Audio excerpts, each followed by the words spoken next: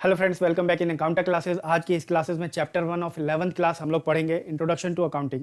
Introduction to accounting में मोटी मोटी चीज़ें जो हम लोग पढ़ने वाले हैं वो है मीनिंग ऑफ अकाउंटिंग। सबसे ज़्यादा इंपॉर्टेंट इस डेफिनेशन, इस मीनिंग ऑफ अकाउंटिंग को समझने के बाद आप इस पूरे चैप्टर को ही समझने लग जाएंगे।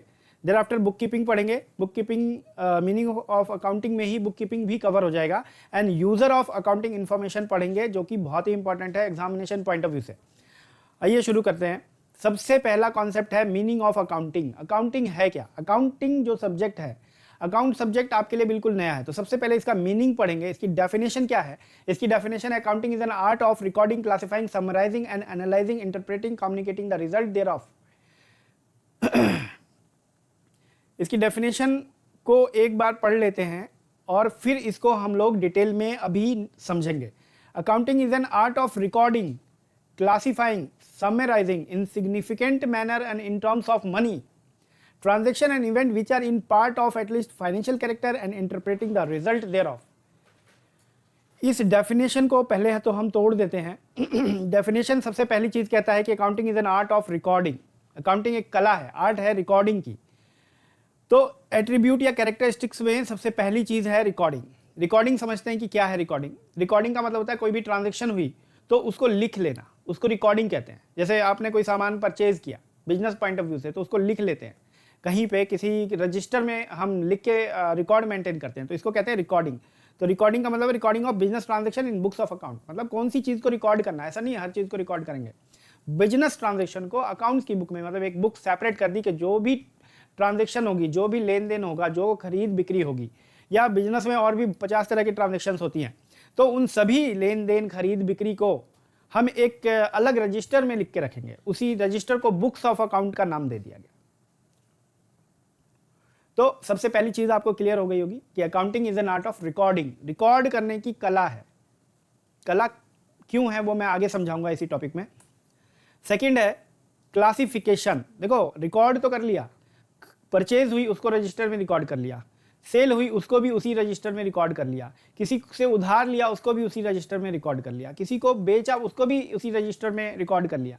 लेकिन आप देखेंगे तो सारी एंट्रीज एक ही जगह रिकॉर्ड हो गई। अब एक प्रॉब्लम आती है कि जब सारी एंट्रीज एक ही जगह रिकॉर्ड हो जाए तो आपको एक्चुअल आइडिया नहीं लग पाएगा। मतलब अगर आपको एक्चुअल आइडिया चाहिए चीज़ों का कि कितना परचेज किया, कितना सेल किया, क्योंकि जैसे जैसे ट्रांजेक्शन हो रही है तो आप एक ही रजिस्टर में सारी एंट्री लिखते जा रहे हैं, तो मैं अगर पूछूंगा कितना परचेज किया आपने, तो आप बता ही नहीं पाएंगे। उसका क्लासिफिकेशन करना पड़ेगा। तो क्लासिफिकेशन क्या है?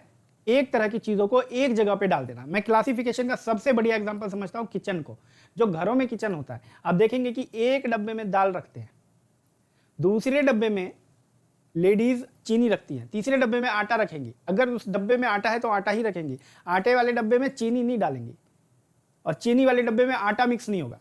तो हेंस ये बेस्ट एग्जांपल है क्लासिफिकेशन का।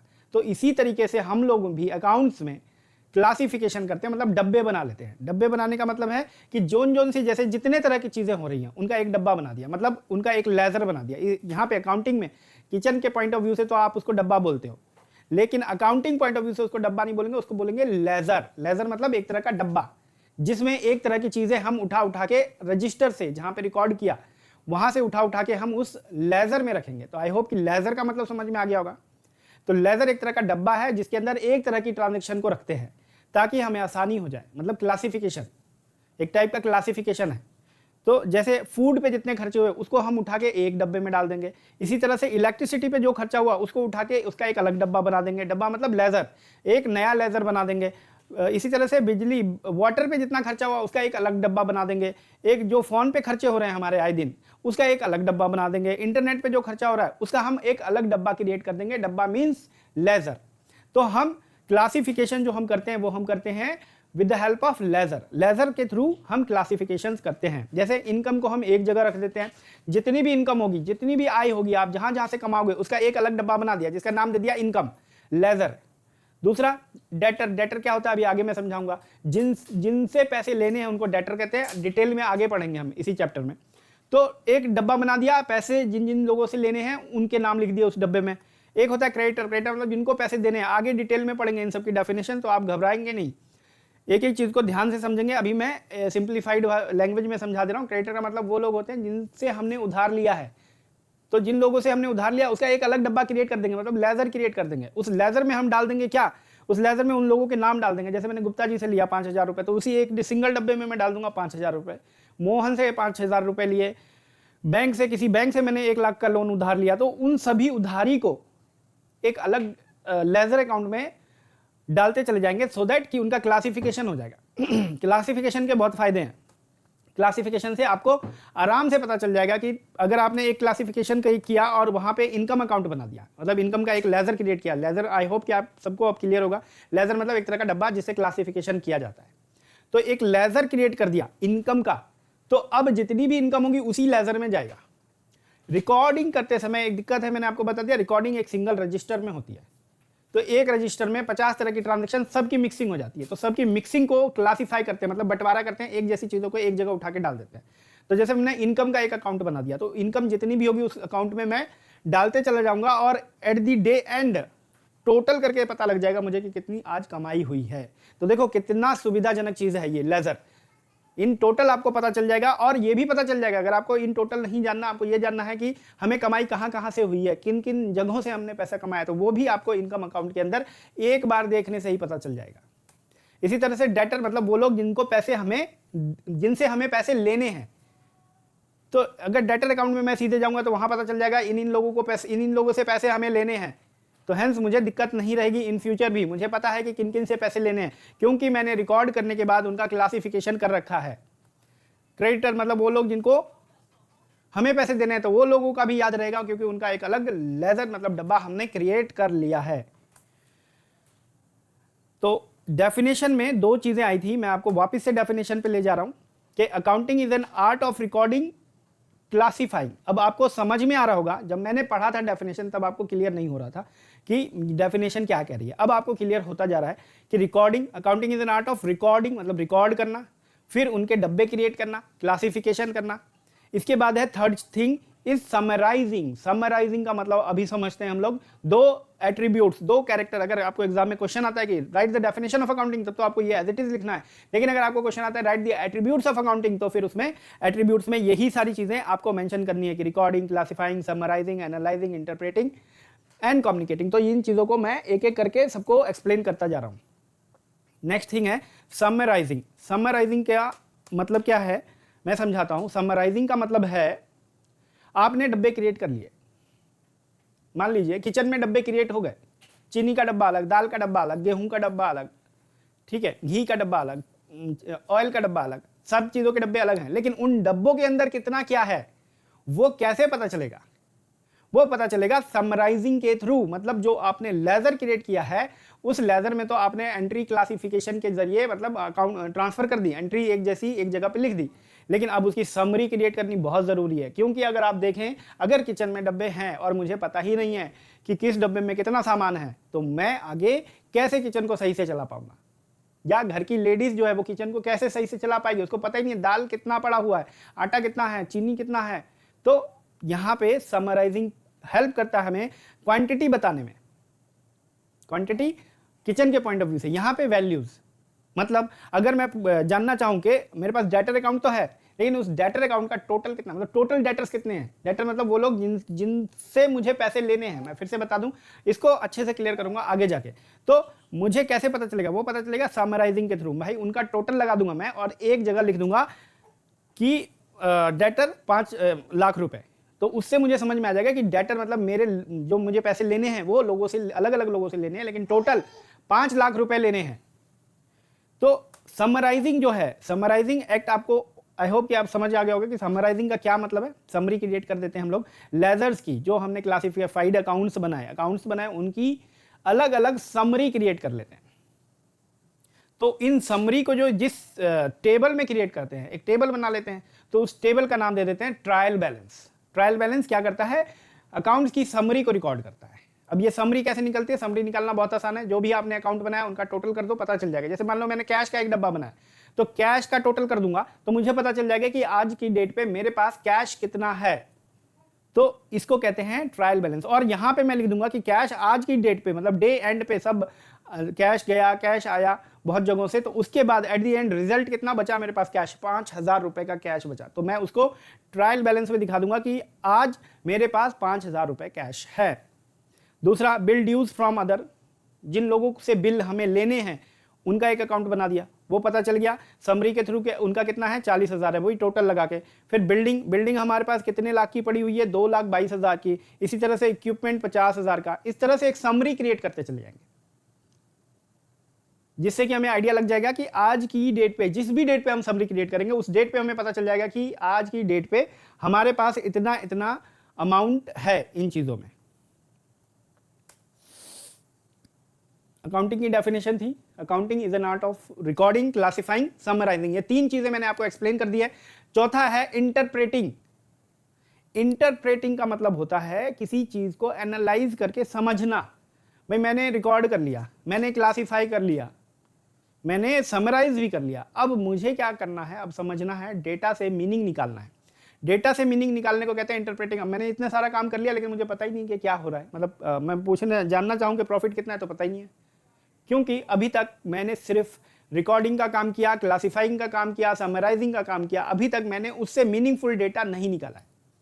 तो इंटरप्रिटेशन में हम मीनिंगफुल डेटा निकालते हैं, मतलब कि एट द एंड आपको फायदा हुआ कितना या फिर नुकसान हुआ तो कितना नुकसान हुआ। तो इंटरप्रेटिंग का काम है, काफ़ी एनालिटिकल काम है, जिसको मोस्टली सीए लोग करते हैं। रिकॉर्डिंग, क्लासिफाइंग, समराइजिंग तक तो कोई भी कर लेता है, एक बीकॉम पास भी कर लेता है, लेकिन उसके आगे का काम जो है इंटरप्रेटिंग, वो एक थोड़ा सा स्पेशलाइज्ड वर्क है, तो उसको मोस्टली सीए करते हैं, जिसके अंदर हम पता लगता है हमें कि ऑर्गेनाइजेशन में एट द एंड प्रॉफिट हुआ या लॉस हुआ। अगर प्रॉफिट हुआ तो वो कितना हुआ, और अगर लॉस में जा रही कंपनी तो वो लॉस कितना है, जो कि एक बिजनेस को चलाने के लिए सबसे इंपॉर्टेंट चीज है। एंड लास्ट जो था वो था कम्युनिकेटिंग। कम्युनिकेटिंग का मतलब बताना। मैं एज एन अकाउंटेंट निकाल के बैठ गया कि मेरे को इतना प्रॉफिट हुआ, कंपनी को इतना प्रॉफिट हुआ, तो अगर अब मैं आगे बताऊं ही नहीं ओनर को, मालिक को, या और भी लोग हैं बिजनेस के जो कि बिजनेस में इंटरेस्ट रखते हैं उनको, तो उनको कैसे पता चलेगा। तो ये अकाउंटिंग का काम है कि आपका जो भी रिजल्ट आया उस रिजल्ट को कम्युनिकेट करो to different various stakeholders. अब स्टेक होल्डर्स कौन कौन है वो मैं बाद में बताऊंगा इस चैप्टर के एंड में, जो कि बहुत ही इंपॉर्टेंट टॉपिक है, एग्जाम में कई बार आता है उससे। एक बार फिर से डेफिनेशन पे चलते हैं।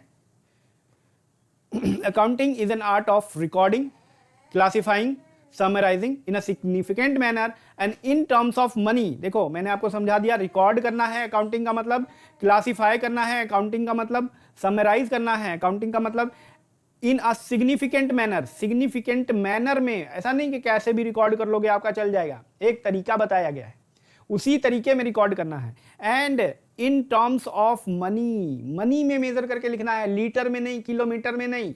तो ध्यान रखना कि अकाउंटिंग में जितनी एंट्रीज होगी वो मनी में होगी, ठीक है। Transactions and events which are in part of at least financial characters. सिर्फ उन्हीं ट्रांजैक्शंस को या उन्हीं इवेंट को रिकॉर्ड करना है जिनका नेचर फाइनेंशियल है। फाइनेंशियल नेचर का मतलब क्या है, मैं आपको समझाता हूं कि फाइनेंशियल नेचर का होने का मतलब ये होता है कि जिन ट्रांजैक्शन को आप मनी के टर्म्स में नाप सकते हो, मेजर कर सकते हो, उनको फाइनेंशियल कैरेक्टर का कहते हैं हम।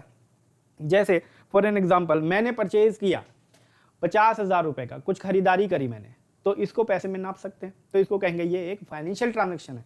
मैंने सेल किया, बिक्री करी, कोई मैंने सामान बेच दिया 30,000 रुपए में, तो मैं इसको नाप सकता हूं इजिली मनी में, तो इसको कहेंगे ये फाइनेंशियल कैरेक्टर का है। लेकिन मान लो कि मुझे किसी बात का दुख हुआ और उस दुख की वजह से मुझे कुछ नुकसान हुआ, तो इस दुख को मैं पैसों में नहीं नाप सकता कि मैं ऐसा नहीं बोल सकता कि मुझे 10 रुपए का दुख हुआ या 20 रुपए का दुख हुआ है, इस चीज को डिफाइन कर ही नहीं सकते। तो जिन चीजों को पैसों में नहीं मेजर किया जा सकता है उनको हम यहां बुक्स ऑफ अकाउंट में रिकॉर्ड भी नहीं करेंगे। मतलब सिर्फ उन्हीं चीजों को बुक्स ऑफ अकाउंट में रिकॉर्ड किया जाएगा जिनको पैसों में मेजर किया जा सकता है। मान लो 2 लोग गाड़ी चला रहे हैं और दोनों ने गाड़ी ठोक दी, गाड़ी ठोकने की वजह से उनकी आपस में लड़ाई हो गई। अब उस लड़ाई, मैं ऐसा नहीं बोल सकता कि लड़ाई कितने रुपए की हुई, तो हेंस उस लड़ाई को हम इन टर्म्स ऑफ मनी माप ही नहीं सकते हैं, तो उसको हम कहेंगे कि वो फाइनेंशियल कैरेक्टर का नहीं है, तो उसको हम रिकॉर्ड भी नहीं करेंगे। जो चीजें फाइनेंशियल कैरेक्टर की नहीं है उनको हम बुक्स ऑफ अकाउंट के अंदर नहीं रिकॉर्ड करेंगे। तो ये बात यही बताता है कि transaction and events which are in part at least of financial character, जो कि फाइनेंशियल कैरेक्टर के हैं, उन्हीं को बुक्स ऑफ अकाउंट में रिकॉर्ड करना पड़ेगा और उन्हीं के ऊपर बाकी काम भी किए जाएंगे, जैसे क्लासिफिकेशन का, समराइजेशन का। इसके बाद इंटरप्रेटिंग, आपको मैंने बता दिया कि इंटरप्रेटिंग में क्या होता है कि इसमें प्रॉफिट एंड लॉस निकालते हैं, the result thereof and communicating it to the user of accounting, और इसको कम्युनिकेट करना सबसे आखिरी टास्क है अकाउंटिंग का। आई होप ये सारी चीज़ें डेफिनेशन क्लियर हो गई होगी आपको। अगर डेफिनेशन क्लियर हो गई तो ये पूरा चैप्टर ही आपको क्लियर हो गया, मतलब इस पूरे चैप्टर के अंदर सिर्फ यही है। अब मैं आपको जैसे जैसे आगे पढ़ाऊंगा आपको समझ में आ जाएगा कि जो चीज़ें हम पीछे पढ़ के आए हैं अभी डेफिनेशन के अंदर, वही चीज़ें रिपीट हो रही हैं। तो हमारा नेक्स्ट टॉपिक है accounting process. Accounting process start होता है आइडेंटिफाइंग ऑफ फाइनेंशियल ट्रांजेक्शन से। मतलब जैसा कि अभी हमने पढ़ा अकाउंटिंग की डेफिनेशन के अंदर कि accounting is an art of recording, classifying, analysing, summarising, लेकिन उसमें भी वो वाली ट्रांजेक्शन को रिकॉर्ड, क्लासीफाई, समराइज करना है जो कि फाइनेंशियल ट्रांजेक्शंस, जिनका कैरेक्टर फाइनेंशियल, मतलब जिनको मनी में मेजर किया जा सकता है। तो अकाउंटिंग प्रोसेस ही यहीं से स्टार्ट होता है कि पहले हम आइडेंटिफाई करेंगे कि कौन सी ट्रांजैक्शन को पैसों में मेजर किया जा सकता है और कौन सी ट्रांजैक्शन को पैसों में मेजर हम नहीं कर सकते। तो जिन ट्रांजैक्शन को पैसों में मेजर किया जा सकता है सीधा सीधा उसको उठा के हम रिकॉर्ड कर लेंगे, लेकिन जिन ट्रांजैक्शन को पैसों में रिकॉर्ड नहीं कर सकते उनको हम रिकॉर्ड भी नहीं करेंगे। तो अकाउंटिंग प्रोसेस स्टार्ट होता है with identifying of financial transaction. उसके बाद रिकॉर्डिंग करते हैं। रिकॉर्डिंग हम एक रजिस्टर के थ्रू करते हैं, जिस रजिस्टर का यहाँ पे अकाउंटिंग में नाम है जनरल। तो एक जनरल अकाउंट बनाते हैं, मतलब एक रजिस्टर क्रिएट करते हैं, उसमें हम रिकॉर्डिंग करते हैं। सेकंड है क्लासिफिकेशन, लेजर के थ्रू हम क्लासिफाई कर लेते हैं, समराइजिंग कर लेते हैं ट्रायल बैलेंस के थ्रू, एनालाइजिंग फिफ्थ स्टेप है, और लास्ट स्टेप है कम्युनिकेटिंग। मतलब वही सारी चीज़ें जो अकाउंटिंग की डेफिनेशन में, एट्रीब्यूट्स में आप लोग पढ़ के आए हो, वही अकाउंटिंग प्रोसेस में भी है। मतलब इसमें वही सीक्वेंस चलता है। सबसे पहले आइडेंटिफाई करोगे, record, classify, summarise, analyse, interpret, और उसके बाद कम्युनिकेट। नेक्स्ट टॉपिक है ब्रांचेज ऑफ अकाउंटिंग। अकाउंटिंग की 3 ब्रांचेज हैं। सबसे पहला है फाइनेंशियल अकाउंटिंग, नेक्स्ट है cost accounting, and third one is management accounting, जिसमें से cost accounting and management accounting आप लोग यहाँ पे नहीं पढ़ोगे 11th 12th में, ये पढ़ोगे ग्रेजुएशन में, लेकिन फाइनेंशियल अकाउंटिंग आपके 11th में भी कवर होगा और 12th क्लास में भी आप सिर्फ फाइनेंशियल अकाउंटिंग को पढ़ने वाले हो। लेकिन इसका मीनिंग समझ लेते हैं हम, क्योंकि इनमें से एग्जाम में क्वेश्चन आ सकते हैं कि what is cost accounting, what is management accounting. तो फाइनेंशियल अकाउंटिंग आपको मैं पढ़ा चुका हूं, जो अकाउंटिंग की डेफिनेशन मैंने पढ़ाई है वही डेफिनेशन है फाइनेंशियल अकाउंटिंग की। मतलब दोनों अलग नहीं है, एक ही चीज़ है। फाइनेंशियल अकाउंटिंग का मतलब है branch of accounting which record, analyse, interpret, वही जो चीज़ें मैं पीछे पढ़ा चुका हूँ। Summarising, interpreting, communicating the result thereof to the accounting users. तो इसकी डेफिनेशन पढ़ाने की दोबारा जरूरत नहीं है। जो नया टर्म है कॉस्ट अकाउंटिंग, यहाँ पे उसको समझ लेते हैं कि कॉस्ट अकाउंटिंग का मतलब क्या है। कॉस्ट अकाउंटिंग का बेसिकली मतलब है किसी भी प्रोडक्ट की कॉस्टिंग कैसे निकाली जाए। भाई आप बिजनेस कर रहे हो, फैक्ट्री में कोई प्रोडक्ट बना रहे हो, तो उस प्रोडक्ट की कॉस्टिंग कितनी है और कैसे निकलेगी, इस चीज़ को बताता है कॉस्ट अकाउंटिंग। मतलब कॉस्ट अकाउंटिंग एक तरीका बताता है कि इस तरीके से आप प्रोडक्ट की कॉस्टिंग निकाल सकते हो। कॉस्ट ऑफ प्रोडक्ट जानना बहुत ज़रूरी है ताकि आप उस प्रोडक्ट को मार्केट में लॉन्च करना है, नहीं करना है, डिसीजन ले सको। क्योंकि हो सकता है जो प्रोडक्ट आप लॉन्च करने जा रहे हो और जितने में लॉन्च करने जा रहे हो वो उससे कम में कोई और बना रहा है, मतलब किसी और की कॉस्टिंग बहुत कम है और आपकी कॉस्टिंग ज़्यादा है, तो उस कंडीशन में ये बिल्कुल भी अच्छा डिसीजन नहीं होगा कि उस प्रोडक्ट को मार्केट में उतारें। अगर आप कम कॉस्ट में बना पा रहे हो तभी उसको उतारेंगे। तो हेंस कॉस्टिंग जानना ज़रूरी है। जैसे मैं एग्जांपल ले लूँ, कोका कोला की जो बॉटल 20 रुपये में आती है वो फैक्ट्री में 1.5 से 2 रुपये में तैयार हो जाती है। तो हेंस बीच का जो है वो मार्जिन, वो प्रॉफिट होता है। इसी तरह से अगर मैं मोमोज जो आप बहुत चाव से खाते हो मार्केट में, उस मोमोज की कॉस्टिंग बताऊं तो 3 रुपये पर पीस पड़ता है ये वेज मोमोज, और 5 रुपये पर पीस चिकन मोमोज पड़ता है, जो कि आपको 80-100 रुपये में मिलता है मार्केट में। तो हेंस आप समझ गए होंगे कि कॉस्ट अकाउंटिंग कितना इंपॉर्टेंट है। किसी भी बिजनेस को चलाने के लिए कॉस्ट अकाउंटिंग बहुत ज़्यादा इंपॉर्टेंट रोल प्ले करता है। नेक्स्ट है मैनेजमेंट अकाउंटिंग। इसके नाम से ही पता चल रहा होगा कि मैनेजमेंट अकाउंटिंग क्या है। मैनेजमेंट अकाउंटिंग वो अकाउंटिंग है जो इन्फॉर्मेशन उठाता है अलग अलग जगहों से, जो कि रिलेटेड हो सकती है फंड से, कॉस्ट से, प्रॉफिट से, किसी भी चीज़ से रिलेटेड हो सकती है, और उनके बेसिस पे वो एक डिसीजन मेकिंग का काम करते हैं। तो ये जो डिसीजन लेते हैं ये इन्फॉर्मेशन के ऊपर बेस्ड होता है। जो इन्फॉर्मेशन आपने, हो सकता है वो इन्फॉर्मेशन फाइनेंशियल अकाउंटिंग से लेनी पड़े, हो सकता है वो इन्फॉर्मेशन इनको कॉस्ट अकाउंटिंग से मिले लेकिन उन इन्फॉर्मेशन के बेस पे एक डिसीजन लेते हैं। तो मैनेजमेंट अपनी एक अलग अकाउंटिंग मेंटेन करता है जिनके बेसिस पे डिसीजन वो लेता है। जैसे मैं एग्जांपल बताऊं, जब जियो मार्केट में आया था तब आइडिया वोडाफोन में त्राही मच गई थी, क्योंकि इनके सारे कस्टमर टूट के जियो के पास चले गए थे। तो उस टाइम पे आइडिया की मैनेजमेंट अकाउंटिंग कह रही थी कि अब कंपनी का सर्वाइवल इस पोजीशन में पॉसिबल नहीं है, क्योंकि कॉस्टिंग जो है जियो की वो बहुत कम कॉस्टिंग पे प्रोडक्ट लॉन्च कर उन्होंने किया है, और हमारी जो उस प्रोडक्ट की कॉस्टिंग है वो बहुत ज़्यादा है। इसी तरह से वोडाफोन और दूसरे टेलीकॉम कंपनीज भी इसी तरह से परेशान थी, तो वहाँ पे मैनेजमेंट जो आइडिया की थी, वो आइडिया की मैनेजमेंट ने और वोडाफोन की मैनेजमेंट ने मिलकर डिसीजन लिया कि हम अकेले तो इस कंपटीशन को फाइट नहीं कर सकते, क्योंकि वहाँ पे प्रोडक्ट और सर्विस देने में खर्चा ज़्यादा आ रहा था। तो इन्होंने एक मर्जर कर लिया, आपस में मिल गए कि हम दोनों कंबाइन होकर लड़ेंगे और जियो को कंपटीशन देंगे, तब जाके इनका मार्केट में सर्वाइवल पॉसिबल हो पाया। तो सोचो मैनेजमेंट अकाउंटिंग कितना इंपॉर्टेंट है, कि मैनेजमेंट अगर इन चीज़ों को देख के डिसीजन नहीं करती तो फिर यहाँ पे होता क्या कि आइडिया भी इंडिया से चली जाती, बंद करना पड़ता है इनको कंपनी, और वोडाफोन को भी कंपनी बंद करना पड़ता है। बट एटलीस्ट इनका सर्वाइवल अभी इंडिया में है। नेक्स्ट टॉपिक है बुक कीपिंग। बुक कीपिंग का मतलब है, बुक कीपिंग वर्ड से आपको समझ में आ गया होगा कि बुक को मेंटेन करना, मतलब book keeping is a process of recording financial transaction. Financial transaction को रिकॉर्ड करने का प्रोसेस है। तो इस बुक कीपिंग के अंदर सबसे पहला काम है आइडेंटिफाइंग, ये हम अभी पीछे भी पढ़ चुके हैं प्रोसेस में, रिकॉर्डिंग प्रोसेस में पढ़ चुके हैं, क्लासिफाइंग भी प्रोसेस में पढ़ चुके हैं। तो ये जो 3 काम है, ये ऊपर के जो अकाउंटिंग प्रोसेस के पहले 3 काम है, उसको कहते हैं हम बुक कीपिंग। तो बुक कीपिंग के अंदर बेसिकली मोटा मोटा काम किया जाता है, रिकॉर्ड किया जाता है, क्लासीफाई किया जाता है ट्रांजैक्शन को। इसके आगे का काम बुक कीपिंग में नहीं आता है, इसके आगे का काम आता है अकाउंटिंग में। मतलब इसके आगे का क्या काम है, इंटरप्रेटिंग एंड कम्युनिकेटिंग, मतलब प्रॉफिट एंड लॉस निकालना और उसको अपने यूजर्स को कम्युनिकेट करना। तो बुक कीपिंग आपको आई होप क्लियर हो गया होगा कि 3 एक्टिविटी से मिलकर बनता है book keeping, identifying, recording and finally classifying. ये इंपॉर्टेंट है difference between book keeping and accounting. तो बुक कीपिंग क्या है मैं आपको समझा चुका हूं। इसके अंदर आप आइडेंटिफाई करते हो ट्रांजैक्शन को और फिर उसके बाद उसको रिकॉर्डिंग और क्लासिफिकेशन करते हो, बस यहीं तक बुक कीपिंग है। लेकिन अकाउंटिंग यहीं से शुरू होता है, जहां से बुक कीपिंग खत्म होती है वहीं से अकाउंटेंसी शुरू होता है।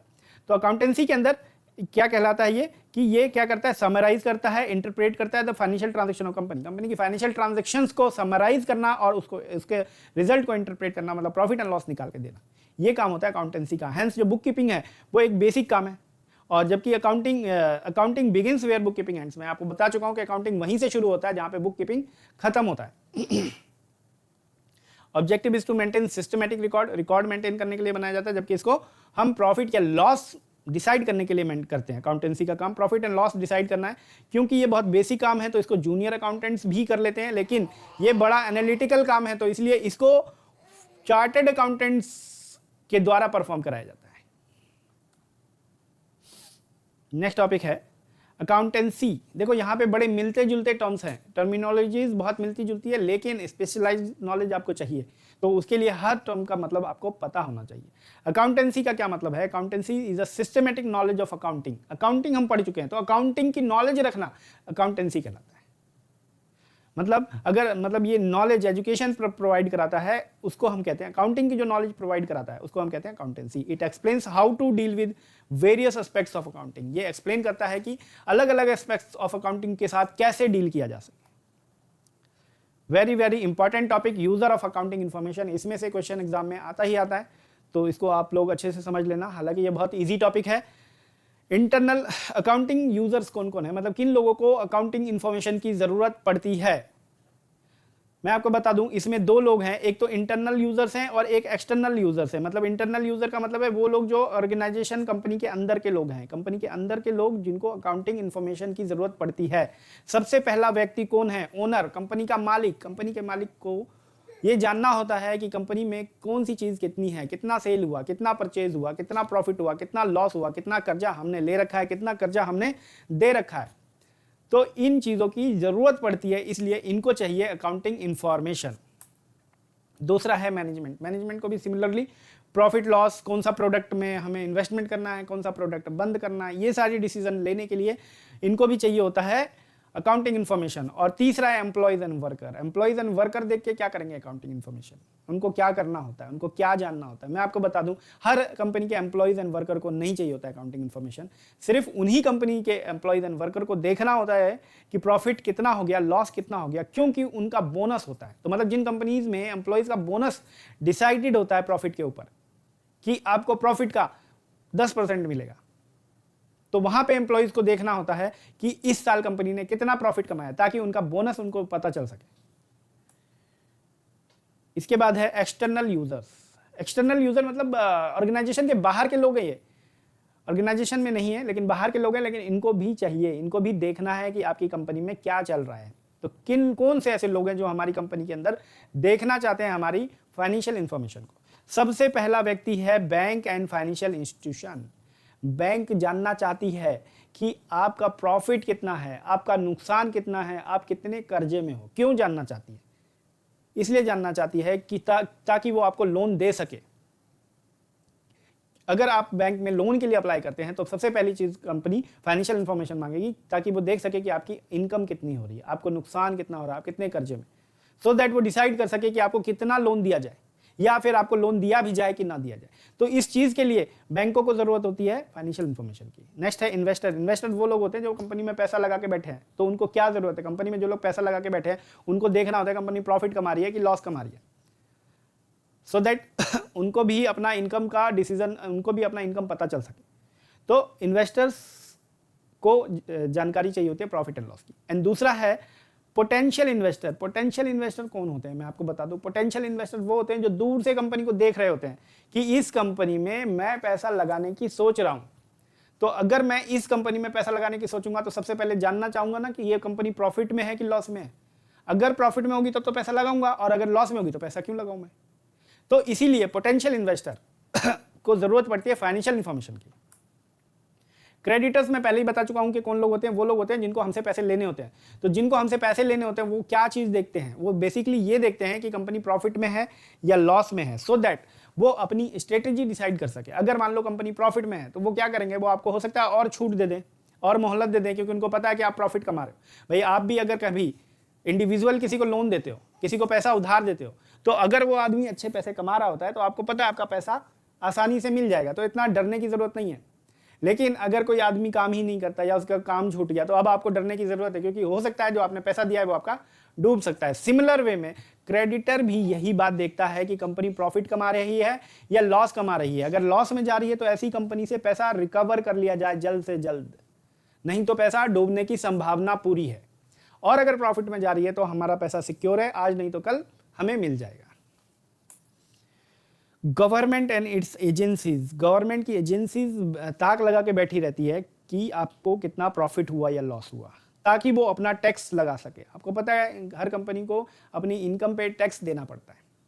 तो गवर्नमेंट को फाइनेंशियल इंफॉर्मेशन चाहिए ये जानने के लिए कि आपका टैक्स कितना बन रहा है और आपने कितना टैक्स भरा है, ताकि आपको नोटिस भेज सके अगर आपने गलत टैक्स भरा है तो।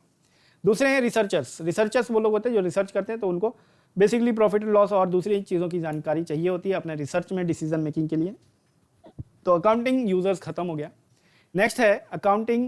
नेक्स्ट टॉपिक है अकाउंटिंग इज एन आर्ट और साइंस। अकाउंटिंग, क्या अकाउंटिंग आर्ट है या क्या अकाउंटिंग साइंस है? ये क्वेश्चन एग्जाम में कई बार आए हुए हैं, तो ये इंपॉर्टेंट टॉपिक है, इसको समझेंगे। अकाउंटिंग आर्ट है या साइंस है? तो आप ये भी सोच रहे होंगे कि अगर मैं आपको बताता हूँ कि अकाउंटिंग जो है वो आर्ट भी है और साइंस भी है, तो आप ये मत कह देना क्योंकि अकाउंटिंग कॉमर्स में है इसलिए अकाउंटिंग कॉमर्स भी है, तो तीनों चीज हो गई। ये दूसरे पॉइंट ऑफ व्यू से अकाउंटिंग आर्ट कैसे है मैं आपको समझा देता हूं कि आर्ट करने के लिए, किसी काम को करने के लिए अगर कोई स्पेशलाइज नॉलेज की जरूरत है, मान लो पेंटिंग करना है तो पेंटिंग हर कोई नहीं कर सकता, आप, मैं और या कोई स्पेशलाइज्ड व्यक्ति ही कर सकता है पेंटिंग को। मैं चाहूँ उठ खड़ा हूँ और पेंटिंग करने लग जाऊँ तो नहीं बनेगा पेंटिंग। तो इसी तरीके से क्योंकि उसको स्पेशलाइज्ड नॉलेज होगी वही अच्छी पेंटिंग कर पाएगा। इसी तरह से अगर किसी को डांस करना है तो हर कोई डांस नहीं कर सकता है। डांस कौन करेगा अच्छा? जिसके पास उसकी प्रैक्टिस हो रखी होगी, मतलब उसकी स्पेशलाइज्ड नॉलेज होगी, वही व्यक्ति डांस अच्छा कर पाएगा। तो इसका मतलब आर्ट उसे कहते हैं जिस काम को करने के लिए कला की जरूरत होती है, जिस काम को करने के लिए स्पेशलाइज्ड नॉलेज की जरूरत होती है। तो अकाउंटिंग भी आर्ट है। क्यों आर्ट है? क्योंकि इसमें रिकॉर्ड करना होता है, क्लासिफाई करना होता है, समराइज करना होता है। मतलब हर व्यक्ति, हर कोई दूसरा व्यक्ति, आप साइंस के स्टूडेंट को बोल दोगे ना कि फाइनेंशियल ट्रांजैक्शन को रिकॉर्ड करके दिखाए तो वो नहीं दिखा पाएगा, क्योंकि उसके अंदर इस चीज की स्पेशलाइज्ड नॉलेज नहीं है, क्योंकि उसने इस चीज को स्टडी नहीं किया। आप कॉमर्स के स्टूडेंट हो, आप आराम से रिकॉर्ड कर पाओगे क्योंकि आपको इसकी ट्रेनिंग दी जा रही है, इसकी नॉलेज दी जा रही है। तो इसी लिहाज से हम कहते हैं कि अकाउंटिंग का जो काम है वो हर कोई नहीं कर सकता है। अकाउंटिंग का काम सिर्फ और सिर्फ वही व्यक्ति कर सकता है जिसको इसकी नॉलेज है। तो accounting is an art of recording, classifying, summarising and interpreting. Next है कि क्या अकाउंटिंग साइंस है? यस, अकाउंटिंग साइंस भी है। अकाउंटिंग साइंस कैसे है, तो पहले हम समझ लेते हैं कि साइंस का मतलब क्या है। किसी चीज़ को साइंस कब कहते हैं? जब वो किसी स्पेसिफिक सेट ऑफ नॉलेज पे बेस्ड हो, किसी सर्टेन प्रिंसिपल के ऊपर बेस्ड होता है। तो साइंस के अंदर कुछ सेट ऑफ नॉलेज हैं, कुछ प्रिंसिपल्स हैं। तो क्या अब चेक करते हैं कि क्या हम अकाउंटिंग के अंदर भी कुछ स्पेसिफिक नॉलेज की जरूरत होती है, सेट ऑफ प्रिंसिपल्स हैं। यस, अकाउंटिंग के अंदर भी प्रिंसिपल्स हैं। अभी हम एक हमारा कंप्लीट चैप्टर ही है प्रिंसिपल ऑफ अकाउंटिंग के ऊपर, जो कि हम आगे पढ़ेंगे। तो इसी लिहाज से, इसी पॉइंट ऑफ व्यू से हम कहते हैं कि अकाउंटिंग भी साइंस है, क्योंकि it is based on certain principles. ये भी कुछ सर्टेन प्रिंसिपल्स के ऊपर बेस्ड होता है। Thank you very much. अगर आज की क्लास पसंद आई हो तो please like, comment and subscribe.